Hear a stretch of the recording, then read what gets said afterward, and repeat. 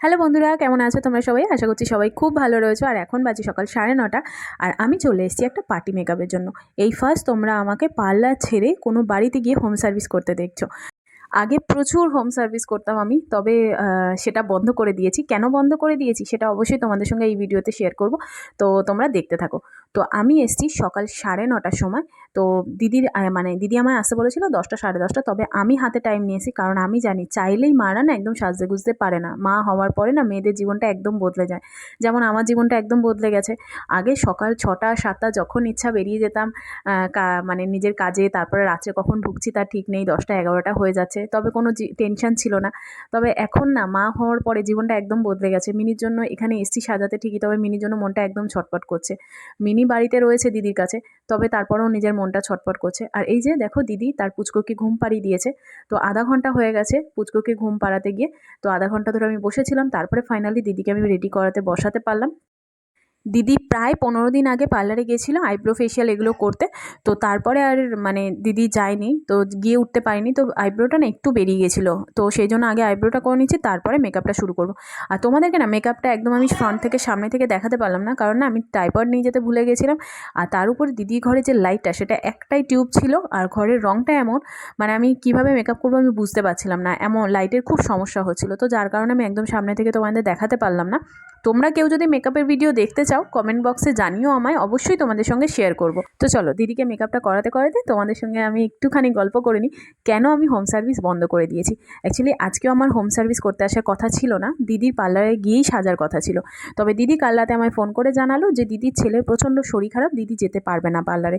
তো আমি তো বললাম আমিও তো আসতে পারবো না, কারণ আমি তো মিনিকে রেখে এখন কোথাও যাই না। তবে দিদি বললো যে কনক, যেভাবে হোক তুমি প্লিজ একটু চেষ্টা করো, নাহলে আমি খুব সমস্যায় পড়ে যাবো, কারণ তোমার কাছে ছাড়া আমি কারো কাছে সাজবও না। আর আমি কি করব আমি নিজে জানি না, একা ছেলের খুব শরীর খারাপ। তো যার কারণে আমি কি আর করব। তো ননদরা তো বাড়িতে রয়েছে, মিনি মানে জন্মদিনের পরে দিদিরা এখনও বাড়িতে যায়নি। তো আমি দিদিকে বললাম যে দিদি তুমি তাহলে একটু মিনিকে সকাল টাইমটা দেখবে, আমি তাহলে একটু যাব। বললো হ্যাঁ হ্যাঁ যা, আমি রয়েছি, দেখে নেবো ওকে। তো আমার সকালে মোটামুটি যা একটু কাজ ছিল করে রেখে চলে এসেছি। তো মিনি এখন ওর পিসির কাছেই রয়েছে। আমি একটা জিনিস নিশ্চিন্ত যে মানে দিদির কাছে রেখে আসলে মিনিকে ওর পিসি কিছু না হোক ওকে টাইমে একটু খাইয়ে দিতে পারবে, সেটাই আমি নিশ্চিন্ত। মানে সেটা তো ওর পিসি ছাড়া মানে আর হতো না, মায়ের কাছে রেখে আসলে মা তোকে খাওয়াতে পারতো না। তো সেই জন্য আমি নিশ্চিন্তে আমিও বেরোতে পেরেছি। তো হোম সার্ভিস কেন বন্ধ করে দিয়েছি, কারণ আগে না আমার পার্লারটা ছিল সেটা হচ্ছে রেন্টে ছিল। তো সারা মাস রেন্ট দেওয়ার পরে ইলেকট্রিক বিল, যাতায়াতের খরচ সব কিছু মিলিয়ে না আর না মানে নিজের কিছু থাকতো না। তো সেই জন্য কী হতো, আমি হোম সার্ভিস প্রচুর করতাম, কারণ আমার জীবনে একটা স্বপ্ন ছিল কোনো একদিন আমার নিজের একটা পার্লার হবে। তো সেই জন্য আর কি প্রচুর হোম সার্ভিস করতাম। তো একটা টাইম আসার পর যখন নিজের পার্লারটা আমি কিনতে পেরেছি, তখন মিনির বাবা আমাকে বলল যে ছেড়ে দাও, 5 বছর ধরে তো স্ট্রাগল করলে। মানে সকালবেলা বেরিয়ে যেতাম, কোনো বাড়িতে যদি হোম সার্ভিস থাকতো সেটা করে তারপরে পার্লার ঢুকতাম, পার্লার থেকে বেরিয়ে আবার হোম সার্ভিস, মানে সেগুলো করে তারপরে বাড়িতে এসে সংসার একা হাতে সব সামলানো। তো 5 বছর এই স্ট্রাগলটা আমি করেছি। তো মিনির বাবা বলল যে ছেড়ে দাও, আর দরকার নেই, এখন তো নিজের পার্লার হয়েছে, এখন এটুকুতেই খুশি থাকো। সত্যি বলতে মিনির বাবা না যতটুকু রয়েছে ততটুকুতে খুশি থাকতে ভালোবাসে। মানে খুব বেশি চাহিদা করতে গিয়ে জীবনটাকে অগোছালো করে দেওয়া ও একদম পছন্দ করে না। তো সেই জন্য আমি হোম সার্ভিস একদম বন্ধ করে দিলাম। তার উপরে মিনি আমাদের জীবনে আসলো, তারপরে তো একদমই বন্ধ করে দিলাম। তো আমিও দেখলাম যে জীবনটা অগোছালো করে দিয়ে লাভ নেই খুব বেশি চাহিদা করতে গিয়ে। যতটুকু রয়েছে ততটুকুর মধ্যে খুশি থাকি, ভালো থাকবো। তো বাড়ির সামনে এখন পার্লার হয়ে গেছে তোমরা জানো। তো পার্লারটা এখন সামলাচ্ছি, মিনিকেও সামলাচ্ছি, সংসার সবটাই সামলে নিতে পারছি। আর হোম সার্ভিস গেলে তো এগুলো তো সম্ভব না, তাই ছেড়ে দিলাম। তো তোমাদের সঙ্গে গল্প করতে করতে দিদিকে দেখো এখানে রেডি করিয়ে ফেলেছি, আর এখন বাজে অলরেডি 12:30, মানে 9:30 থেকে 12:30। এই প্রথম আমি কোনো পার্টি মেকআপ করতে এত টাইম লাগিয়েছি, মানে যেখানে আমার 40 মিনিটে কমপ্লিট হয়ে যায় সেখানে আমার প্রায় 3 ঘন্টা লেগে গেছে। ওই যে বললাম প্রথমে দিদির পুচকোটার খুব শরীর খারাপ, তো দিদি কতবার যে মেকআপের মাঝখানে উঠেছে তার কোনো ঠিক নেই, তো যার কারণে এতটা লেট হয়ে গেছে।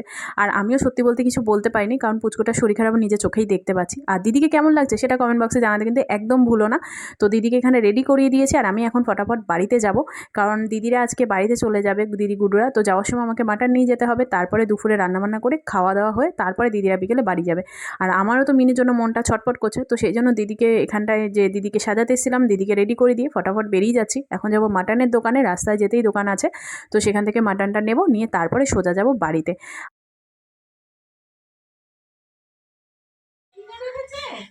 দেখি দেখি দেখি দেখি এই যে বাড়ি এসে দেখছি মিনির নতুন গিফট, হ্যাপি বার্থডে গিফট। এটা ওর পিপি দিয়েছে। এ কার এটা?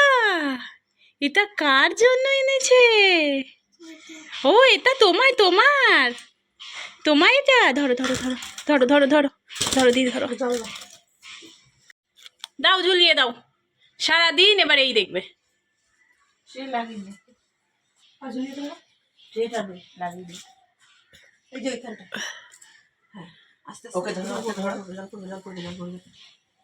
বাড়িতে এসে দেখছি সাজু গুজু করে উনি গেছেন পাখি নিয়ে আসতে। এই যে কি, এই যে এই যে আমার দিকে তাকাও, তুমি কোথায় গেছিলে আমায় না বলে? আরে পাত্তাই দিচ্ছে না কোনো, আরে কোনো পাত্তাই দিচ্ছে না, কি ব্যাপার? কোথায় গেছিলে তুমি? ও কোনো পাত্তাই দিচ্ছে না আমাকে।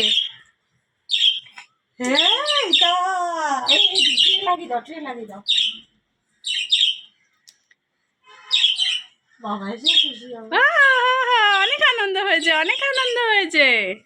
খুশি মা, খুশি। এ সামনে থেকে দেখা আমাকে। অনেক আনন্দ হয়েছে।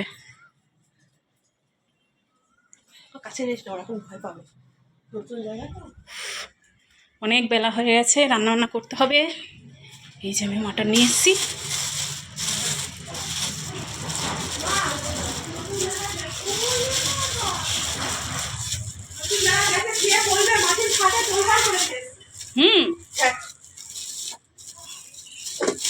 খোলো খোলো খোলো, দেখো যেটা আমি বলেছি হাড় একদম কম দিতে, বলছে আমরা একটু হাড় কম দিই। আমি বললাম যে দুটো নামিয়ে দিয়ে দিও।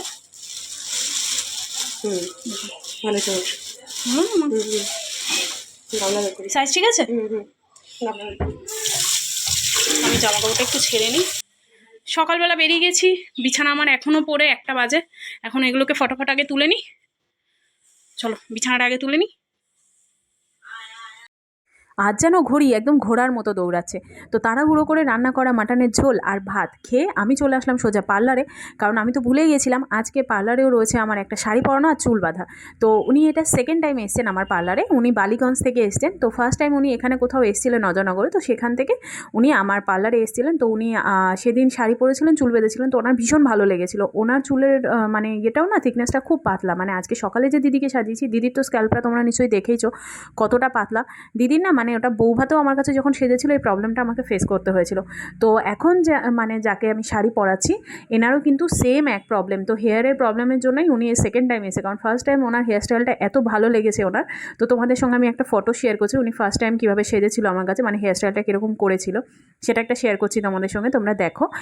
তো সেটা ওনার ভীষণ ভালো লেগেছিল। তো সেই জন্য সেকেন্ড টাইম উনি বালিগঞ্জ থেকে এসছেন। উনি বলেছেন যে আমাকে যেতে, তবে আমি বলেছিলাম না আমার পক্ষে বাড়িতে গিয়ে হোম সার্ভিস করা সম্ভব না। তো উনি বললো ঠিক আছে আমি তাহলে চলে আসবো। তো উনি ওলা করে অত দূর থেকে এখানে এসেছেন শাড়ি পরার জন্য আর হেয়ারস্টাইল করার জন্য। সত্যি বলতে কাস্টমারদের কাছ থেকে এই ভালোবাসাগুলো পাওয়াটা কিন্তু শুধু হাতের কাজের উপর নয়, কিছুটা আমার ব্যবহারেও। কারণ আমি না কারোর সঙ্গে খারাপ ব্যবহার হুট করে করতে পারি না। আর কেউ আসলে তার সঙ্গে এতটা ভালোভাবে মিশে যাই, এত গল্প করতে শুরু করে দিই তাদের সঙ্গে না, মানে একটা মানে বন্ডিংটা এত সুন্দর বন্ধুর মতো হয়ে যায়। তো তারা সেকেন্ড টাইম আসতে বাধ্য হয় আমার কাছে। তো এরকম তো অনেকে আছে যারা বলে যে কনকদি শোনো কাজ না থাকলেও না এমনি চলে আসো একটু গল্প করতে। তো তখন খুব ভালো লাগে আমার শুনতে। তো কেউ কেউ আছে যারা এত দূর থেকে আসে, অনেকে আছে শুধু জাস্ট হেয়ার কাটিং করার জন্য। বা এরকম আমার মনে আছে লকডাউনের সময় মানে গড়িয়া থেকে অজয়নগর, যেখানে কিনা 70 টাকা নিত রিক্সা ভাড়া আসার সময়, মানে আসার জন্য। তো সেটা লকডাউনের সময় না 70 টাকা রিক্সা ভাড়া দিয়ে আসতো 30 টাকার আইব্রো করার জন্য। মানে এই ভালোবাসাগুলো না মানে সত্যি মানে এগুলো না সহজে পাওয়া যায় না। তবে আমি খুব লাকি যে আমি কাস্টমারদের থেকে এই ভালোবাসাগুলো পাই। তো উনি আজকে এসেছেন বালিগঞ্জ থেকে, তো ওনার তো ভীষণ ভালো লেগেছিলো আগের বারে, তো সেই জন্য এসছে। আর উনি না লাস্ট টাইম এসেছিলো কামারবান্ধিটা নিয়ে আসেনি। তো তখন উনি খুব আফসোস করছিল যে নিয়ে আসলে ভালো হতো। তো এবারে না উনি একদম মনে করে নিয়ে এসছে আর আমাকে বললো কোনো কাজকে কিন্তু তুমি আমার কামারবান্ধিটা পরিয়ে দিও। তো সেরকম একটা হেয়ারস্টাইল মানে শাড়ি ড্রেপিং করে দিও আমায়। তো ওনাকে না ওই কুচি দিয়ে আটপৌড়ে করে দিয়েছি। তো শাড়ি পরানো আমার কমপ্লিট হয়ে গেছে। আর হেয়ার স্টাইলটা আগে আমি করে নিয়েছিলাম, জাস্ট ফুলটা লাগাইনি। তো এখন ফুলটা লাগিয়ে নিচ্ছি। তো ওনাকে দেখাচ্ছিলাম যে কোন পাশে ওনার ফুলটা দেবো, যেহেতু ওনার নিজেরও একটু চয়েস ছিল যে উনি কীভাবে কোনটা পছন্দ করবে। তো সেই জন্য ওনাকে একটু দেখিয়ে নিচ্ছিলাম। তো উনি বললো যে তোমার যেটা ভালো লাগে তুমি সেরকমই করে দাও। ফার্স্ট টাইম যখন উনি এসেছিলেন তখনও সেম এক কথা বলেছিল, তোমার যেটা ভালো লাগে। তো আজকেও আমি নিজের পছন্দ মতো ওনাকে বাদিকে আমি ফ্লাওয়ারটা দিলাম, কারণ সামনের দিকে না মানে ওনার চুলের লেন্থটাও তো একটু ছোটো। তো সামনের দিকে বললাম যে কিছুটা ডান দিক থেকে চুলটা ছেড়ে দেওয়া হবে সামনে, আর তো সেই জন্য বাদিকে না আমি ফুলগুলো দিয়ে দিলাম। তো পিঙ্ক কালারের ওনাকে বলেছিলাম গোলাপ আর একটু ঝুপচি নিয়ে আসতে, তো সেটা দিয়ে ওনাকে চুলটাকে বেঁধে দিলাম। আর উনি এসে না আগে আমাকে এরকম একটা ফটো দেখিয়েছিল যে আমি আজকে এরকম হেয়ারস্টাইল করতে চাই, তো সেই রকমই ওনাকে করিয়ে দিয়েছি। তো ফাইনালি দেখো ওনাকে রেডি করিয়ে দিয়েছি।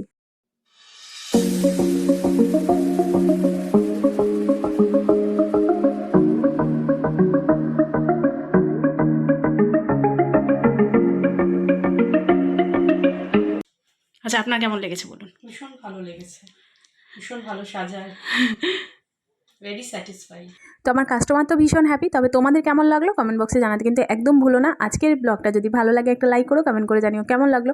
যারা চ্যানেলটা এখনও সাবস্ক্রাইব করনি ফটাফট সাবস্ক্রাইব করে দাও। তো আর এদিকে দেখো বাড়িতে আসার পরে আমি দেখছি আমার মিনি সোনা নিজের স্নানের গামলাটা নিয়ে এই ঘর থেকে ওই ঘর ঘুরে বেড়াচ্ছে। তাকে যদি নিচে এমনি দাঁড় করিয়ে দেওয়া হয় সে কিন্তু হাঁটতে পারে না ভয়, তবে তাকে যদি কিছু একটা হাতে ধরিয়ে দেওয়া হয় সেটা সাপোর্টে না সুন্দর এই ঘর থেকে ওই ঘর হেঁটে যায়। তো চলো আজকের মতো ব্লগটা এখানে শেষ করছি। ভালো লাগলে একটা লাইক করো, কমেন্ট করে জানিও কেমন লাগলো। দেখা হচ্ছে তোমাদের সঙ্গে নতুন আরও একটা ব্লগে। বাই বাই, সবাই সুস্থ থেকো, ভালো থেকো।